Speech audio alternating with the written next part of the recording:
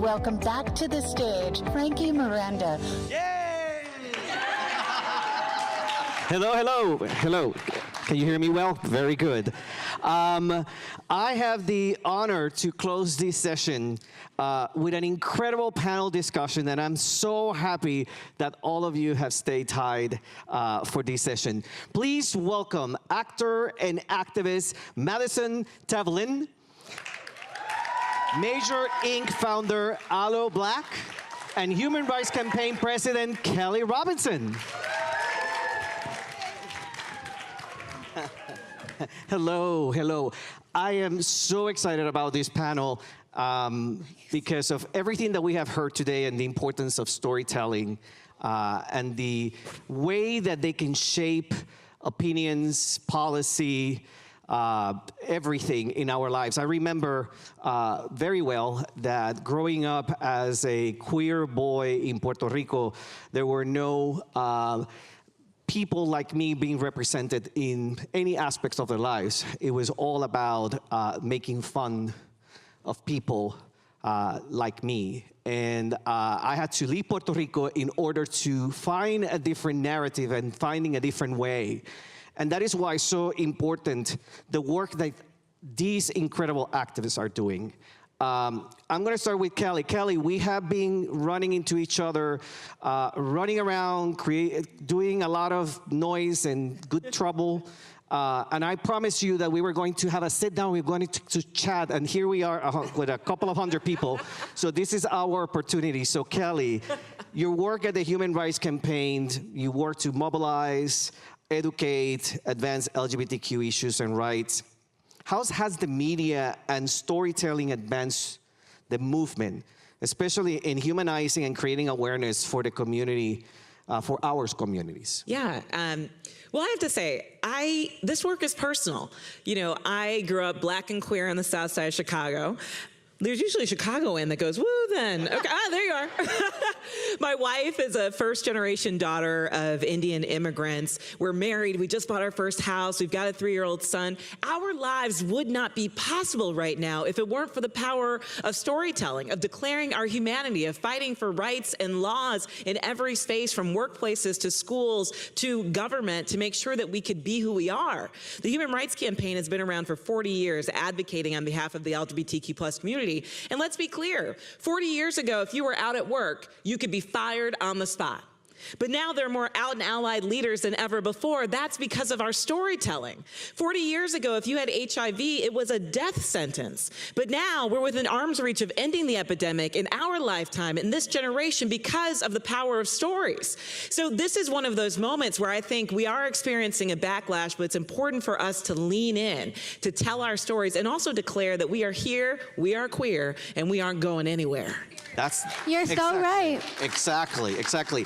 And a follow-up for you, Kelley, is like, how do you see the recent attacks on LGBTQ rights, DEI, diversity, equity, and inclusion reflected in the culture globally? How is that, why is it important to not diminish the value of diverse stories and continue to invest and distribute them? You know, the story of America is that progress has always been met with backlash. And Madison and I were talking backstage about the theme of this conference being what's working, right? Yeah. And storytelling is what's working. I mean, if you look back 25 years ago, 60% of the United States, people in the United States oppose same-sex marriage. But now, 70% of Americans support same-sex marriage. And not only that, the Respect for Marriage Act is the law of the land. That happened because people committed to the work. And I loved that Shonda Rhimes and Darren Walker were up here talking about storytelling earlier and the power of what it looks like in media. I also have to give credit to companies and corporations. I mean, seeing that progress happen because Subaru started featuring lesbians when they were selling their cars, right? Because Absolute started to market to us. And right now, I think we're at such a pivotal moment where when you look at the future, 30% of Generation Z identify as a member of the LGBTQ+ community. We have $1.4 trillion of buying power in the United States alone. Supporting our community, advocating for equity and inclusion, it's not just the right thing to do, it's the best thing to do for your business. So look, I say this often, I would love people to love me and my family for who we are, but if you don't love me, you better at least respect me. And that's what this moment is about. Amen, amen. we are seeing in the past 10 years an incredible new wave of representation in the media. And every time I see a commercial and I see a glance of like 2 seconds in that cruise ship commercial and I see the biracial gay couple that are in the cruise, I say like, oh, I see them.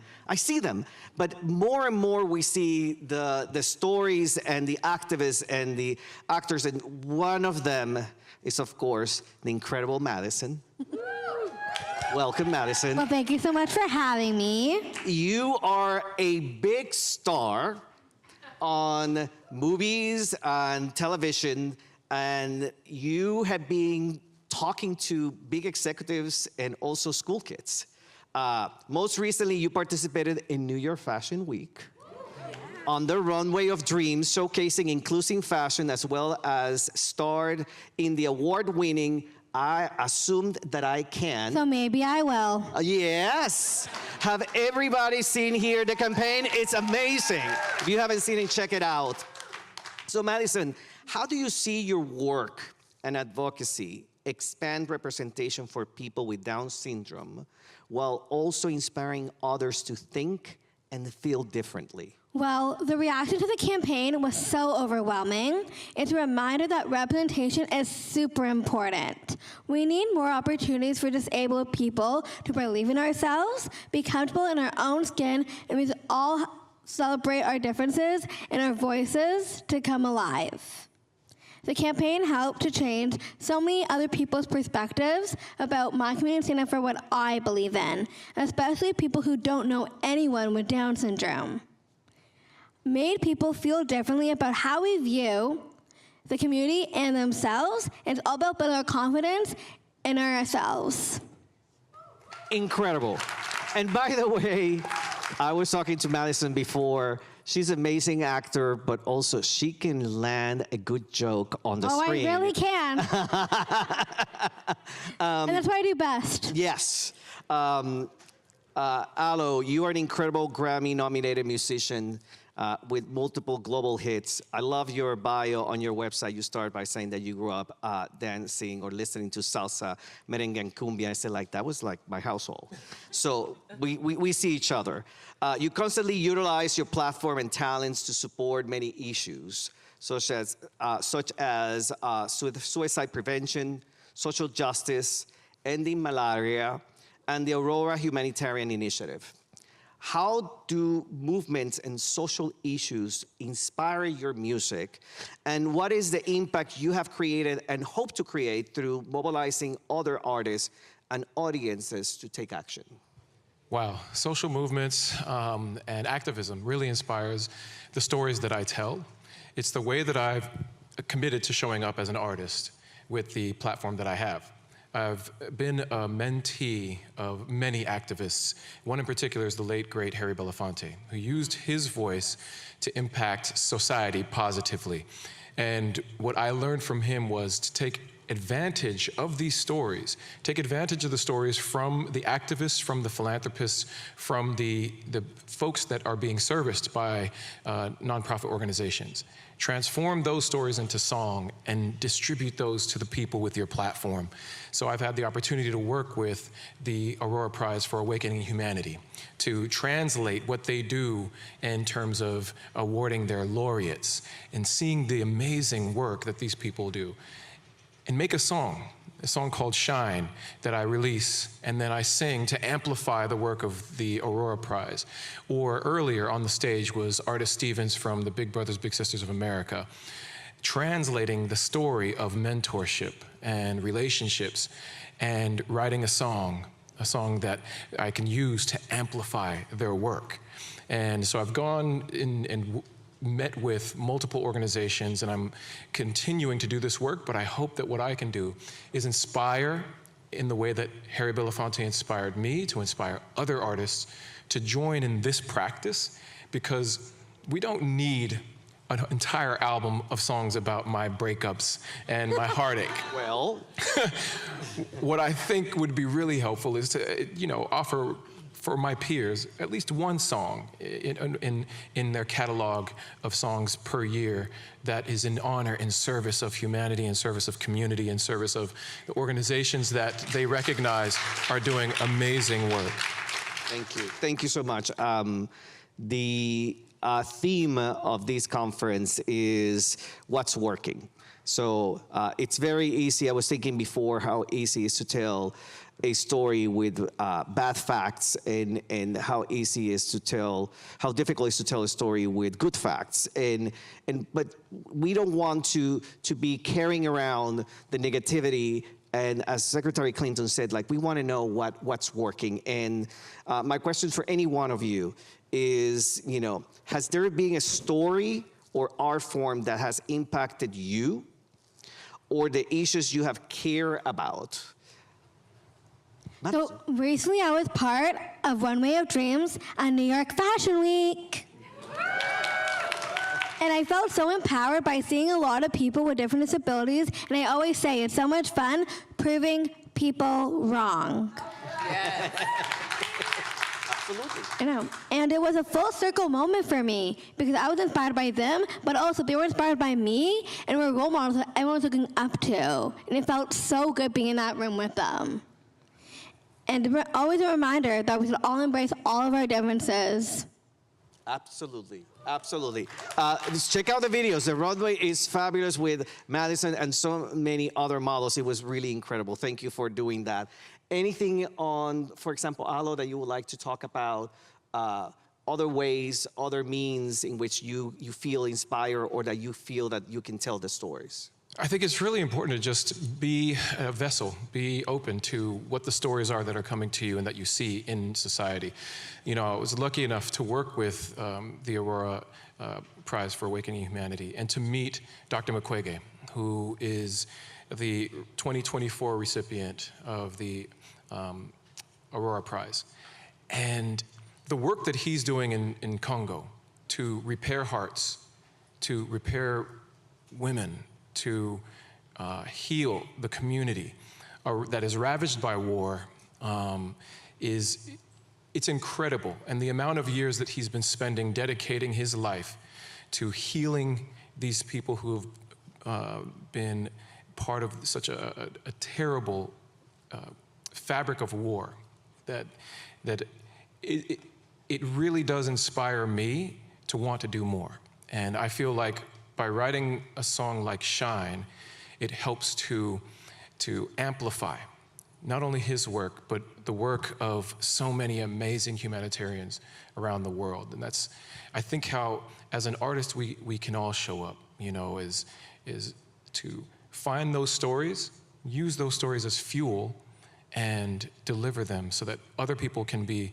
humbled by them, but also inspired to act. Absolutely, and we need more of that. We were talking about the importance of the power of music and the power of entertainment and the power of these stories to change the world. We want more artists like you to be thinking like you. I know that we're running out of time, so I'm going to ask the final questions for the panel, and is what do you want people to live with in terms of how they can support and educate themselves through storytelling and the arts? What do you imagine as the future of inclusive storytelling? To cast us in the roles like TV shows and movies and commercials. We should all have the same opportunities as anybody else here, not just if you have a disability or don't have a disability. I imagine a future where people are cast for opportunities because they are the best for that role, not because they have a disability. Cast me because I'm Madison Tevlin, not because I'm Madison Tevlin as a person with Down syndrome. Because you're talented and you're fabulous. Thank you so much. Kelley. You know, I think for me right now, the power of storytelling renews our hope and belief in what could be possible. You know, like for me, growing up as a Black queer kid, there are some things I never thought I could manifest in my life. I don't know what it's like to live without the weight of racism on my shoulders, the weight of sexism and homophobia. But stories allow me to believe something could be that I haven't seen, felt, or experienced before. And right now, when we're experiencing such a backlash on the progress that we've made, right now when there are horrific bills, particularly attacking our trans community, being passed all across this country, right now when the rhetoric from some of the most powerful voices in the land are targeting and attacking our youth, we have got to believe that something better and more powerful could be possible if we work together. And stories give us that ability to unify across differences and across space to make it so. You know, lately, I've gotten to see the power of storytelling firsthand when I travel across the country. I saw a trans kid and the look in their eyes when they saw themselves represented on TV for the very first time. I saw a lesbian couple say "I do" in front of their community and what that meant, not only for them, but for everyone else that was watching. The power of storytelling gives us the ability to transform our worlds and our lives in ways that we could never imagine be possible, but it is. Thank you. Thank you so much. Aloe. I would just encourage for everyone to find within their community the organization that speaks to their heart, and find those stories and try to amplify those stories. Really the work that the folks on the front ground and in the front lines do in nonprofit organizations within their communities is the real heroic work.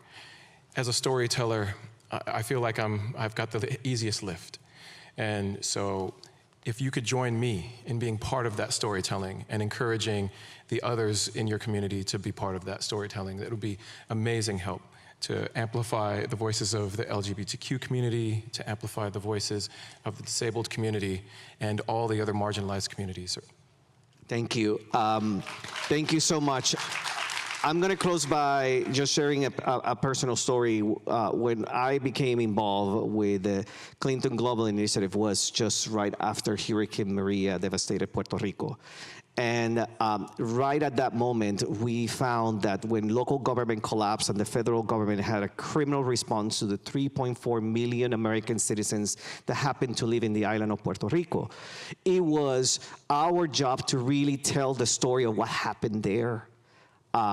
And we had the most powerful office in the world, the White House, trying to neutralize and deny the thing that happened in Puerto Rico. So the power of storytelling also is to make sure that people don't forget and that we can mobilize. And if artists like Bad Bunny can take the 7-year mark of Hurricane Maria devastating Puerto Rico to make a song for people not to forget what happened there, it is really important, the power of artists, the storytellers, and for us to continue forging a better future. Thank you to my panelists. Thank you for everybody for staying with us, and have a good night. Thank you.